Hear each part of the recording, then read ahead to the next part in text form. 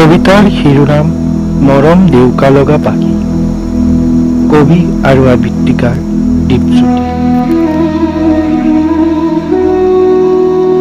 মৰমৰ দেউকা লগা পখিলাটো উৰি গুচি গ'ল, হঠাৎ চিঙি থৈ তোৰ পাখি। কত যে হেৰুৱালো তোৰ বুকুত থৈ মৰমৰ সময়খিনি। কি যে দুসময় মোৰ সেই দুবাস কাল। যেতিয়া পালেহি আহি সেই সময়টো, যিটো সময়ত নেকি বিচাৰি নাপাওঁ কাৰো সঁহাৰি।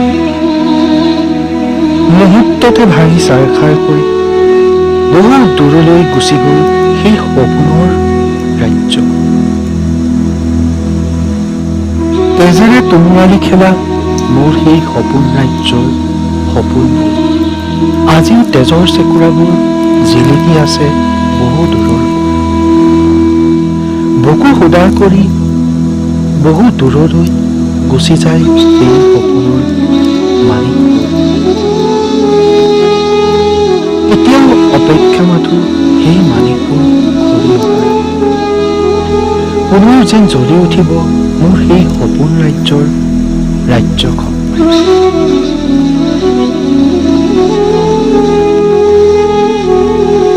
অৱসৰ লোৱা মোৰ মনটোৱে বিচাৰে তোক পুষ্পই সজাই মৰমৰ বলেৰে আঁকোৱালি ল'বলৈ।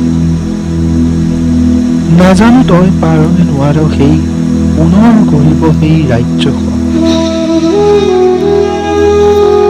জানোচা হয় সেই পুনৰ সপোন ৰাজ্যখন। জানোচা মনৰ মাজত আছে এক অবুজ বুজাব নোৱাৰা ভাষাৰ সম্ভাৰ। যেনেকৈ চোৰাং চিকাৰীয়ে চুৰ কৰি গছৰ গছ কাটে, ঠিক তেনেকৈ মোৰ অৱসৰপ্ৰাপ্ত মনটোৱে বিচাৰে সেই সপোন ৰাজ্যৰ পুনৰ গঢ় দিব।